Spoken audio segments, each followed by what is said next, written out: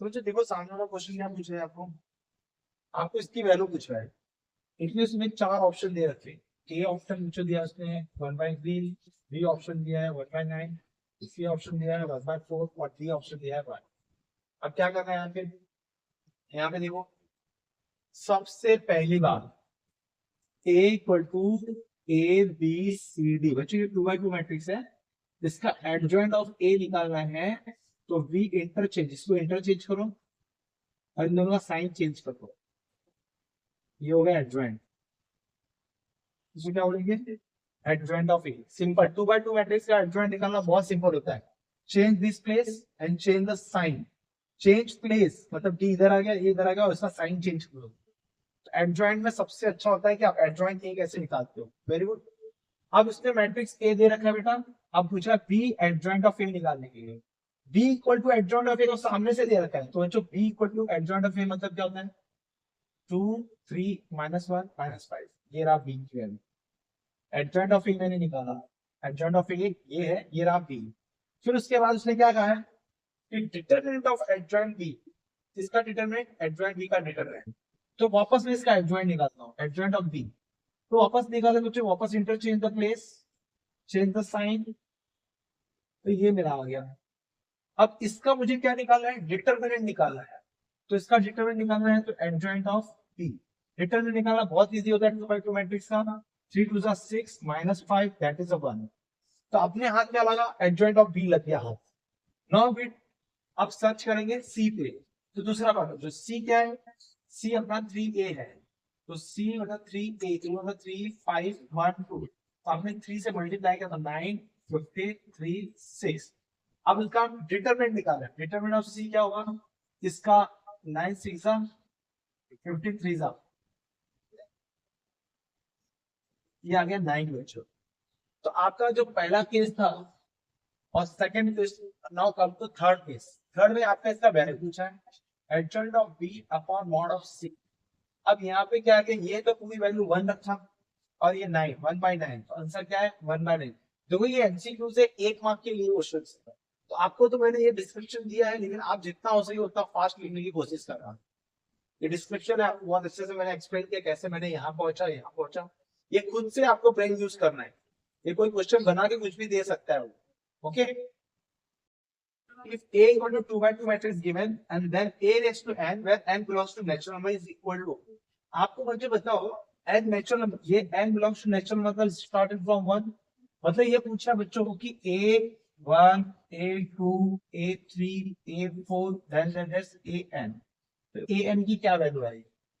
अब देखो आपका दिमाग कैसे लगाना है, आप पहले A को बुला लो, फॉर एग्जाम्पल AB01। मैंने बच्चों ए स्क्वायर निकाला। ए स्क्वायर का मतलब क्या होता है 1B01 1B01। रैंडमली मैंने मल्टीप्लाई किया, तो जो first row first column multiply करने में क्या मिलेगा, मुझे मिलेगा 1 मिलेगा। फर्स्ट रो सेकंड मल्टीप्लाई करने में मुझे क्या मिल रहा है 2 भी मिल रहा है। सेकंड रो फर्स्ट मल्टीप्लाई करने में मुझे 0 मिल रहा है, इसको इससे मल्टीप्लाई करने में मुझे 1 मिल रहा है। तो यहाँ पे बच्चों जैसे कि ए स्क्वायर था, देखो यहाँ पे 1 था तो यहाँ पे 1 था।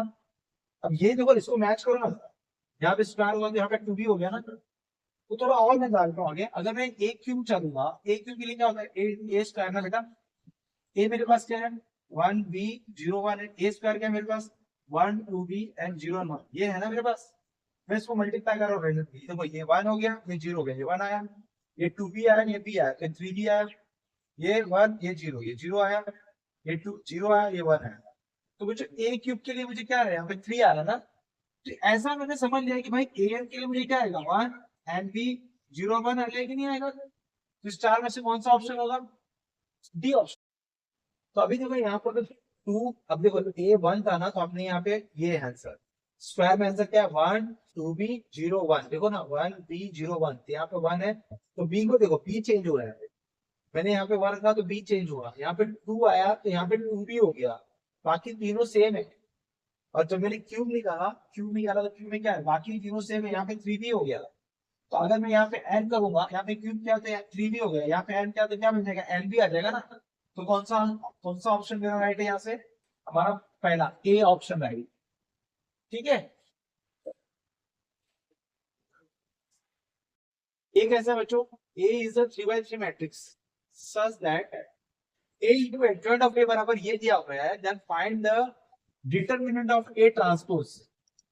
Determinant of A transpose, हाँ listen, आपको चाहिए A transpose का डिटरमिनेंट निकालना है मुझे, ठीक है?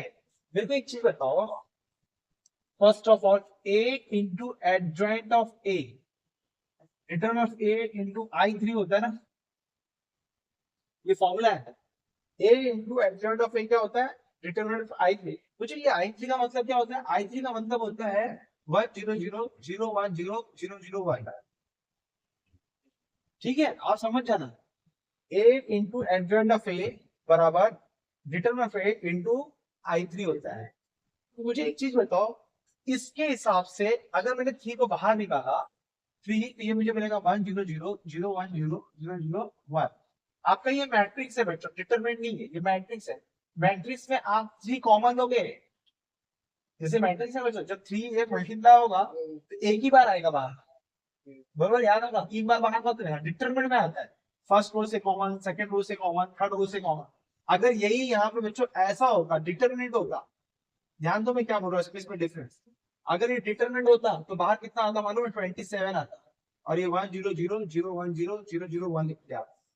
क्यों आप क्या लिखते हैं कि भाई 3 कॉमन फ्रॉम, ऐसे मैट्रिक्स में क्या होता है, सब में कॉमन होता है तो बाहर, मैट्रिक्स में सब में कॉमन, देखो सब में कॉमन है 3, हर जगह ना 3, इधर भी 3 है, इधर भी 3 है, इधर भी 3 है, 0 इंटू 3 तो होता है, और 0 तो होता है, ये 0 के पास 3 है कि नहीं है? 0 से आप कुछ भी कॉमन मांग सकते हो, दे देगा, जो नंबर चाहिए वो दे देगा। तो मैट्रिक्स में क्या होता है, सब में कॉमन होता है तो बाहर आता है, ठीक है? और डिटरमिनेंट में क्या होता है, किसी एक रो या किसी एक कॉलम में कॉमन है तो बाहर निकाल सकते हैं आप, ये डिफरेंस याद रखो। तो बच्चों यहाँ पे मैट्रिक्स में मैंने क्या किया कि 3 को बाहर निकाला, 3 को बाहर निकाला तो ये क्या 3i3 हो गया ना, ये तो, अरे भाई ये तो यही है ना, ये बच्चों ये बताता है कि 3 रो 3 कॉलम वाला यूनिट मैट्रिक्स, ये मतलब लिखा हुआ है ना, तो इसका मतलब है 3 रो 3 कॉलम वाला मैट्रिक्स। तो मुझे अब इससे कंपेयर करो तो डिटरमिनेंट ऑफ मुझे कितना मिला? 3 मिल गया। डिटरमिनेंट ऑफ कंपेयर करने के बाद मुझे डिटरमिनेंट ऑफ 3 मिल गया ना। मुझे क्या चाहिए? Determinant of A transpose, determinant of A transpose. तो आपको पता है बच्चों कि हमने सीखा है, कोई भी मैट्रिक्स हो, कोई भी मैट्रिक्स है, समझो बनाना है A B C X Y Z P Q R है, समझो। अगर इसका डिटरमिनेंट है 2, सपोज को इसका डिटरमिनेंट 2 है, ए ट्रांसपोज करने पे क्या होगा? जो रो है कॉलम में चेंज हो जाएगा ना, जो रो है वो कॉलम में चेंज हो जाएगा, तो A B C X Y Z P Q R आपका चेंज हो गया कि नहीं हो गया? अब अगर मुझे इसका डिटरमिनेंट निकालना हो तो वो भी 2 ही आएगा, वो भी 2 ही आएगा। ध्यान देना मैं क्या बोल रहा हूँ, आपने ये मैट्रिक्स है, सपोज करो मैं आपको एक एग्जांपल देता हूँ, मैंने ए मैट्रिक्स लिखा 1 0 0 2 1 0 1 माइनस 1 2, मैंने ये मैट्रिक्स लिया।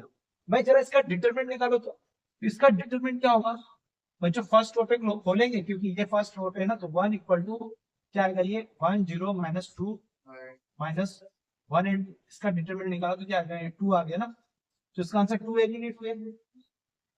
अब मैं क्या करने वाला हूँ, इसका ए ट्रांसपोज करने वाला हूँ। तो what is A transpose? A transpose में क्या होता है भाई, जो रो होता है वो कॉलम में कन्वर्ट हो जाता है, 1 0 0 2 1 0 1 माइनस 1 एंड 2। अब इसका डिटरमिनेंट क्या होगा? जरा देखो तो जरा आता है क्या? आप C1 पे खोलेंगे, C1 पे, तो जब फर्स्ट रो फर्स्ट कॉलम गया तो ये क्या आएगा? 1 माइनस 1 0 2। हम सॉल्व करेंगे इसका तो आंसर 2 ही आएगा। आप समझ रहे हैं क्या बोलना चाहता हूँ? तो अब यहाँ पे बच्चों आपको जो कंफ्यूज कौन कौन करता है मालूम है? एक वर्ड है, मैं लिखता हूँ, सारे कंफ्यूजन वर्ड है। समझो ए है, ए का क्या निकाल सकते हैं हम लोग? कोफैक्टर निकाल सकते हैं ऑफ ए। इसका क्या निकाल सकते हैं? एडजॉइंट ऑफ ए निकाल सकते हैं। इसका क्या निकाल सकते हैं? ए ट्रांसपोज निकाल सकते हैं। ये 3 वर्ड अलग अलग है, याद रखना, तीनों वर्ड अलग अलग है। तो इसका मतलब बच्चों मेरे को बताओ कि डिटरमिनेंट ऑफ ए 3 आया ना, तो हमारा ओरिजिनल क्वेश्चन क्या था? डिटरमिनेंट ऑफ 3 आया ना, तो डिटरमिनेंट ऑफ ए ट्रांसपोज कितना आएगा? 3 आएगा। तो मेरा आंसर क्या आएगा? 3। ठीक है, पूरा पूरा क्वेश्चन पहले फिल करना पड़ेगा। ये जो बोल रहे हैं उसको मैं अभी नहीं बता, मैं एक छोटा सा क्वेश्चन देता हूँ आप लोगों को। ए देता हूँ, ए के पास कोऑर्डिनेट देता हूँ 1 0 0 माइनस 1 0 2 1 2 1, ऐसा मैंने दिया। अब आप क्या करोगे, ये तुम्हारे पास मैट्रिसेस है, आप इसका आपको पता है, मैंने बताया कि इसकी 3 फैमिली होती है। सबसे पहले आप इसमें क्या क्या निकाल सकते हैं, को फैक्टर निकाल सकते हैं, को फैक्टर ऑफ ए। फिर निकाल सकते हो एडजॉइंट ऑफ ए। फिर निकाल सकते हो डिटरमिनेंट ऑफ ए। फिर निकाल सकते हो ए ट्रांसपोज। ए ट्रांसपोज निकाल सकते हो। ऐसे 3 बातें आप इससे पूछ सकते हो, ये तीनों बताएगा। तो अभी आप किससे किससे फैमिलियर हो, आप इससे फैमिलियर हो, इससे फैमिलियर हो, इससे फैमिलियर हो, आप इसको नहीं जानते। को फैक्टर ऑफ ए, को फैक्टर ऑफ ए क्या होता है, एडजॉइंट ऑफ ए निकल गया ना, उसका ट्रांसपोज कर दोगे तो को फैक्टर ऑफ ए आ जाता है। फॉर एग्जाम्पल, अगर मैंने बच्चों को ए का adjoint of A, adjoint of A निकाला, एडजॉइंट ऑफ ए कैसे नहीं आएगा इसका, क्या आंसर बताओ, एडजॉइंट ऑफ ए निकाल पाओगे, चलो पाओ, एडजॉइंट ऑफ ए निकालो तुम। चलो बच्चों, मैं इस मैट्रिसेस का क्या निकालूंगा, कोफैक्टर ए निकालूंगा, एडजॉइंट ऑफ ए निकालूंगा, डिटरमिनेंट भी निकालूंगा, ए ट्रांसपोज निकालूंगा। तो सबसे पहले मैं चाहता हूं कि इसका कोफैक्टर निकाला जाए। कैसे निकालते हैं बच्चों इसका कोफैक्टर, ए M11 नाम दे दिया, माइनर कोफैक्टर M11। M11 का मतलब होता है बेटा कि फर्स्ट रो फर्स्ट कॉलम छोड़ो, मैंने छोड़ दिया, और यहाँ पे लिखो 0 2 2 1। फर्स्ट रो फर्स्ट कॉलम छोड़ दो, ठीक है। लिखने का ऑर्डर देखो, जैसा मैं लिख रहा हूँ उसी ऑर्डर में लिखना है। फिर M2 लिखो, फिर फर्स्ट रो सेकंड कॉलम छोड़ दो, फर्स्ट रो सेकंड कॉलम छोड़ दो, 4 नंबर में लिखो। फिर M13 first row third column छोड़ दो, फर्स्ट रो थर्ड कॉलम छोड़ दो, क्या आएगा -1। फर्स्ट रो थर्ड कॉलम -1 0 2 और गया।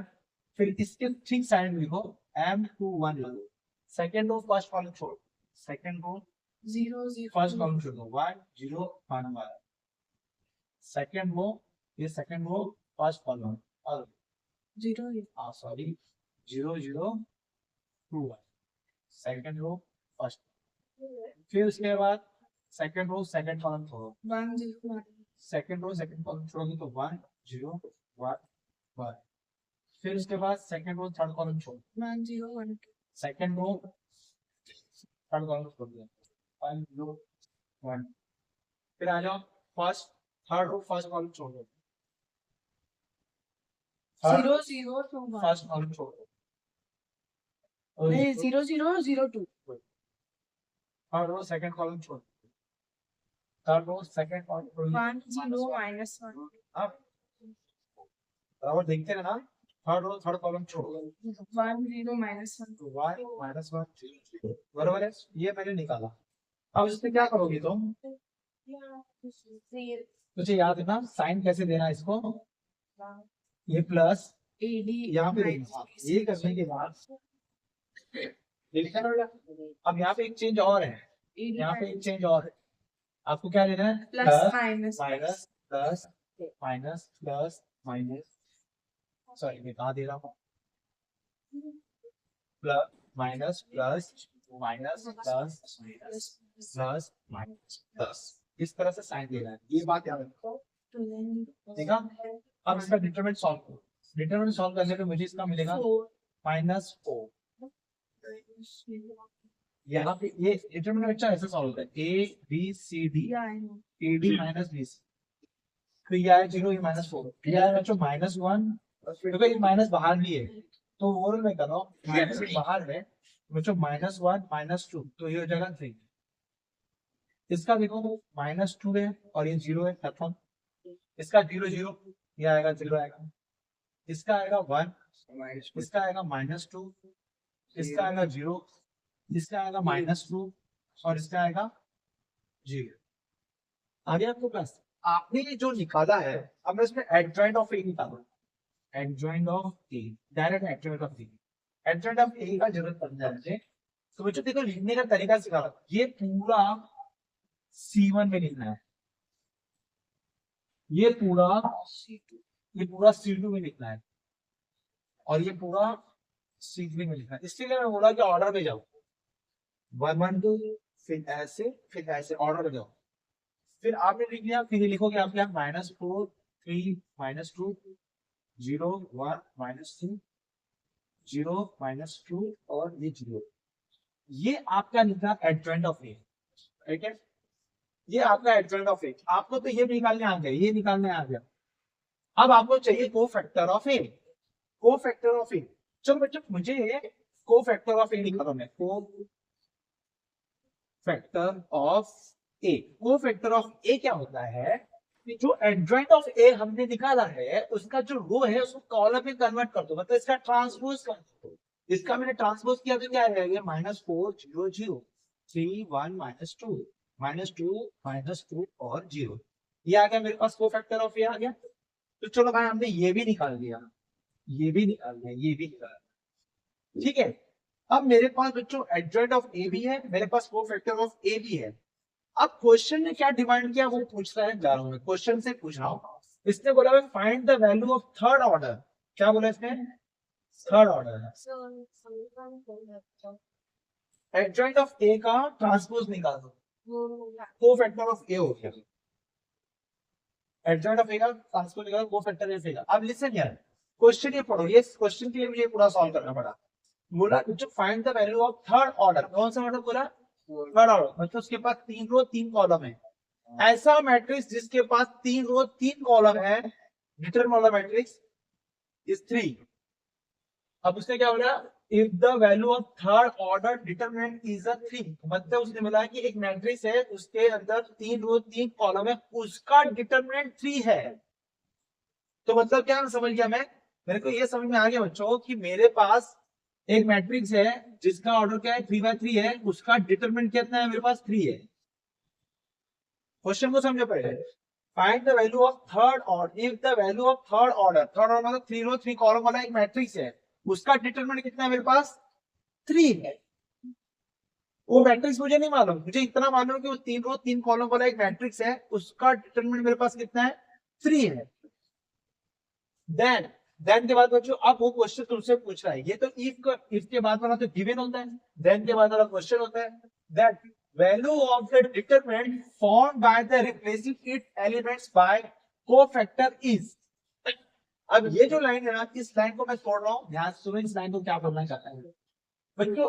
अब वो बोल रहा है कि अगर समझो कि अगर ये देखो, ये वाला देखो, ये कोफैक्टर ऑफ है, इसने बोला कोफैक्टर ना, कोफैक्टर किसका, उस मैट्रिक्स का कोफैक्टर का डिटरमिनेंट क्या होगा, जिस मैट्रिक्स का डिटरमिनेंट 3 है। कोई मैट्रिक्स है उसमें 3 रो 3 कॉलम है, मुझे मालूम है 3 रो 3 कॉलम वाला एक मैट्रिक्स है, उसका डिटरमिनेंट कितना है, 3 है। तो उसी मैट्रिक्स के कोफैक्टर का डिटरमिनेंट क्या होगा। तो आप मेरे आपके सामने मैंने एक एग्जांपल रखा है ना, तो बच्चों ये मैट्रिक्स है, सपोज करो इस मैट्रिक्स का डिटरमिनेंट क्या होगा। चलो मैं निकालता हूँ, इस मैट्रिक्स का डिटरमिनेंट निकाल दो जरा। तो बच्चों फर्स्ट रो खुलेगा ना, तो खुलेगा तो ये आएगा कुछ 0 -4 आएगा ये, इसका डिटरमिनेंट -4 होगा, ठीक है। चलो -4 वाला इसका डिटरमिनेंट। चलो ये रहा कोफैक्टर ऑफ ए, ये है ना कोफैक्टर ऑफ ए, इसका डिटरमिनेंट बताओ जरा तुम। -4 फिर 0 0 -4, बच्चों कितना है, 16 आया ना, कितना है 16 है। तो मतलब क्या हो रहा है, स्क्वायर हो रहा है ना। तो आपके पास एक फॉर्मूला है, मैं फॉर्मूला लिखने जा रहा हूँ, ध्यान से सुनना। एक फॉर्मूला है, देखो यहाँ लिख रहा हूँ, determinant of A equal to adjoint of A equal to determinant of A raise to n - 1। याद है आपको ये फॉर्मूला, ये फॉर्मूला याद है, adjoint of A equal to determinant n - 1, ठीक है। मुझे एक चीज बता बच्चों, कोफैक्टर ऑफ ए का डिटरमिनेंट कितना है, देखो सबसे ध्यान से सुनो, इसको ऑब्जर्व करो क्वेश्चन को। इसका कितना है, 16 है ना, इसका स्क्वायर है ना। अब इसका जरा एडजॉइंट ऑफ ए का भी डिटरमिनेंट निकाल दो ना जरा। -4, अच्छा ये रो 0, ये भी 16 दे रहा है ना। आपने क्या ऑब्जर्व किया, ये बच्चों किसके लिए, ये फॉर्मूला किस पे लग रहा है, जब ऑर्डर 3/3 हो, जब ऑर्डर 3/3 हो, 2/2 के लिए नहीं है, ये 3/3 ऑर्डर वालों के लिए है। तो मैंने 3/3 ऑर्डर लिया, मैट्रिक्स लिया, उसका मैंने एडजॉइंट निकाला, उसका मैंने कोफैक्टर निकाला। तो मैंने जब इसका डिटरमिनेंट निकाला तो -4 दे रहा है, और उसके एडजॉइंट और कोफैक्टर का जब मैंने डिटरमिनेंट निकाला तो 16 दे रहा है। तो मुझे एक बता, इस क्वेश्चन के अंदर डिटरमिनेंट ऑफ ए कितना दिया उसने, डिटरमिनेंट ऑफ ए बच्चों ने 3 दिया रखा है ना, और किसका डिटरमिनेंट पूछ रहा है, वो कोफैक्टर ऑफ ए पूछ रहा है, तो कितना होगा, 9 होगा, वो 9 होगा, क्योंकि देखो ना -4 का स्क्वायर क्या 16 और 16। अगर उसने बच्चों एडजॉइंट ऑफ ए भी पूछा तो क्या बोलोगे, स्क्वायर करना, कोफैक्टर ऑफ ए भी बोलेगा तो क्या करना, स्क्वायर करना। उसने बोला है, क्वेश्चन समझ में आया क्या तुम लोगों को ये पूरा अच्छे से, इसमें बच्चों यही कहानी, इसलिए मैं पूरा एग्जांपल आपको दिया।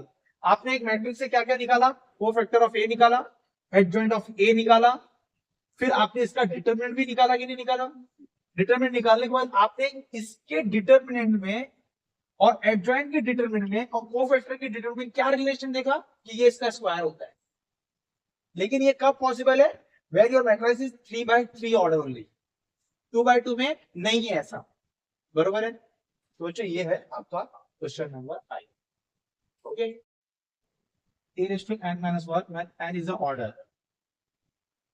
ये फॉर्मूले के हिसाब से अगर मैंने बच्चों ए मैट्रिक्स बोला है 1 0 2 1 है, मुझे इसका एडजॉइंट ऑफ ए बताओ, एडजॉइंट ऑफ ए क्या होगा इसका, 1 समझो 1 -1 ले लीजिए, तो -1 इसको इंटरचेंज करना है और उसका साइन चेंज करना है, यही आया बेटा।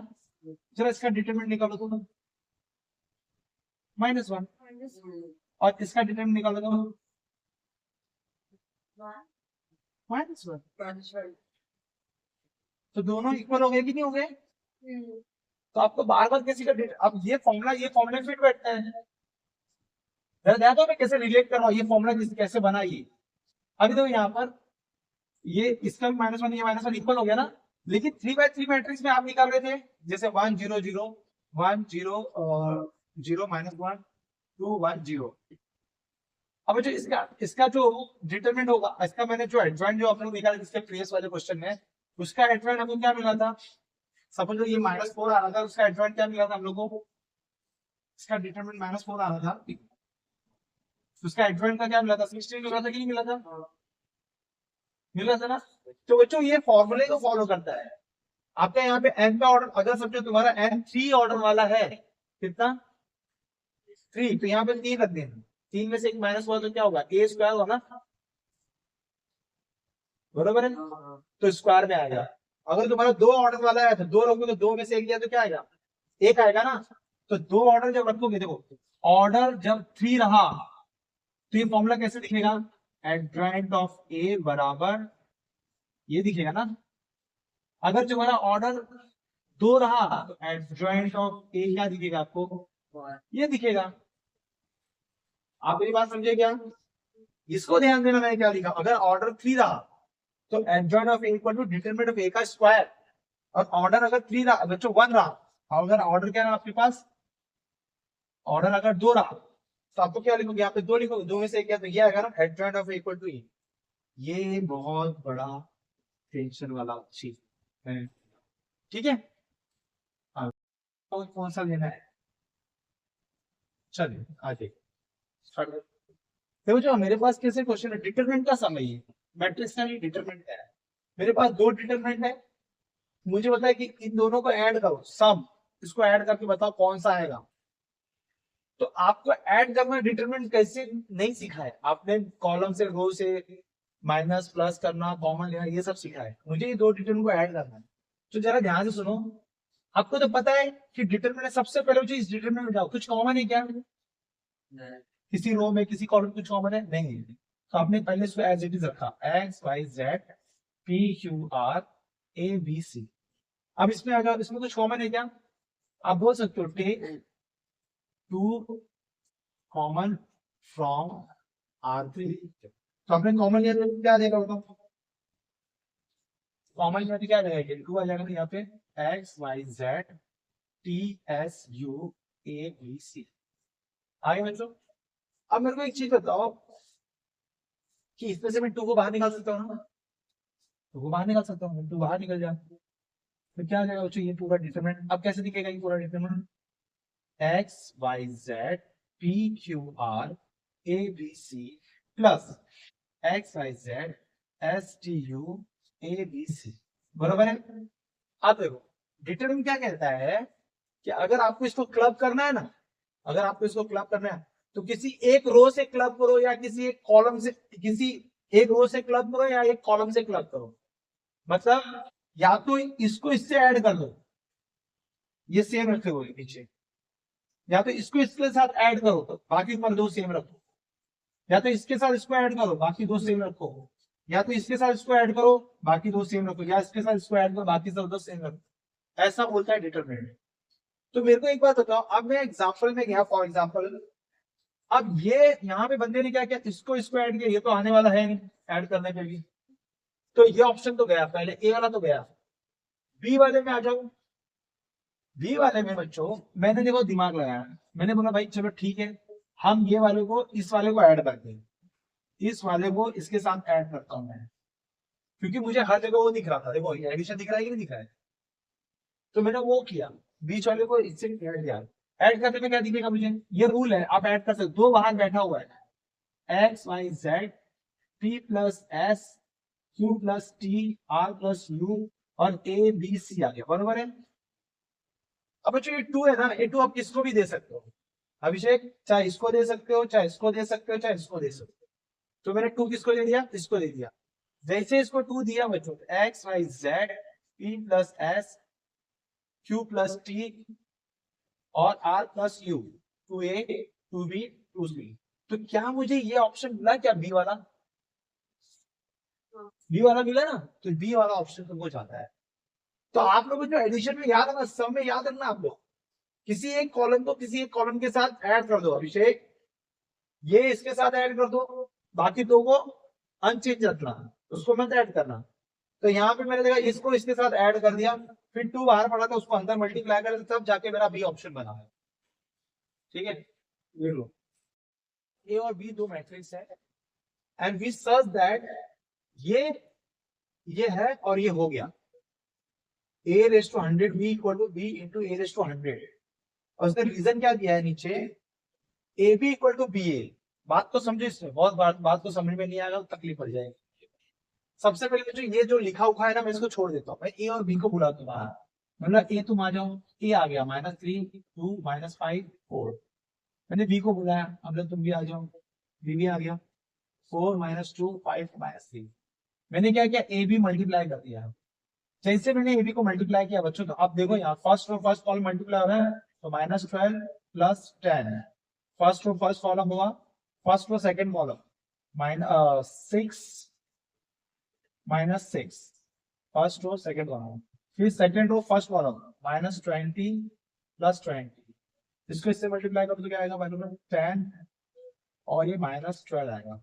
तो ए भी मुझे क्या मिला फाइनली, -2 0 0 -2, ये मिला मुझे ए बी।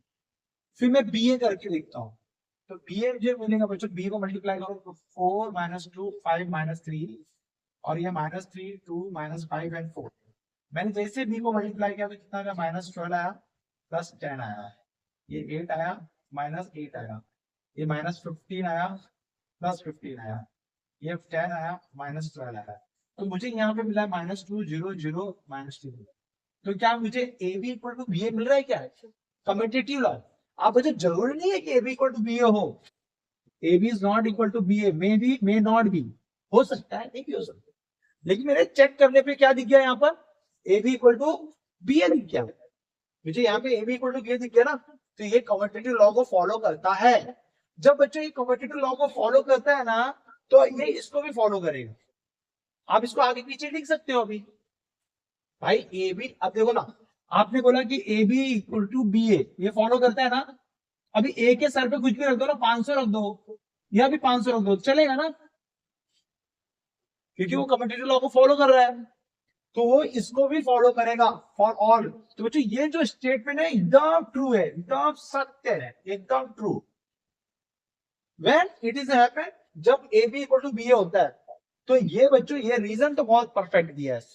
अब उसने क्वेश्चन क्या दिया था, ए दिया था बी दिया था और उसने ये लिख दिया ना अपनी तरफ से, तो ये लिखा, तो बच्चों ये भी ट्रू हुआ ना, क्यों, क्योंकि इन दोनों को मल्टीप्लाई करने पे ये रीजन है, तो रीजन ट्रू है और ये भी ट्रू है, तो दोनों क्या है इसमें ट्रू है, वो था ट्रू। बहुत अच्छा। क्वेश्चन क्या है कि A and B are matrices of order 3, कितना ऑर्डर उसके पास 3, determinant of A is 4, determinant of B is 3, then find the value of this mod of 3ab।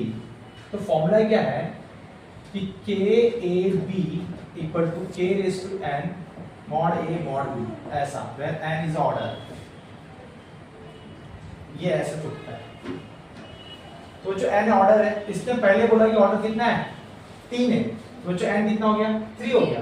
आपको इसको तोड़ना है 3ab, तो 3 रेज टू 3 हो जाएगा, मॉड A और मॉड B आएगा, ये 27 हो गया बच्चों। मॉड A कितना अपने पास 4 इनटू A कितना है 3, 27 इनटू 12 कितना आएगा 324 आएगा, क्योंकि लास्ट में 4 आ रहा है, तो 4 यूनिट में किसी के नहीं है, तो 324 is answer. A adjoint of A equal to determinant of A I3, A into adjoint of A करोगे ना तो determinant of I3, I3 का मतलब है ना, आपको भी समझाया था, I3 का मतलब 1 0 0 0 1 0 0 0 1, this indicate 3 row 3 column। तो A into adjoint of A क्या होता है, determinant of I3 होता है। अब भाई इसको इससे कंपेयर कर लो ना मेरे भाई। अब ये क्या है, इसका डिटरमिनेंट निकालो जरा, डिटरमिनेंट ऑफ A क्या होगा, cos square x plus sin square x होगा ना, जरा देखो तो सर ये 1 आया, बरोबर है। तो ये मेरा फॉर्मूला है। तो इस बंदे ने लिखा है A एडजॉइंट ऑफ A के 1 0 0 1, लेकिन यहाँ पे बच्चों ना 2/2 है, ये 3 ऑर्डर नहीं है, यहाँ पर क्या है हमारे पास 2 है, तो 2 है, इसका मतलब क्या आएगा आंसर यहाँ पे 1 0 0 1 आएगा, और क्या तो यहाँ पे k, हाँ अब ये डिटरमिनेंट ऑफ A मेरे पास क्या है 1 है ना, तो 1 यहाँ पे रखूंगा तो क्या है 1 आएगा, और ये I हो जाएगा, तो बच्चों k का वैल्यू कितना है 1 है, बरोबर।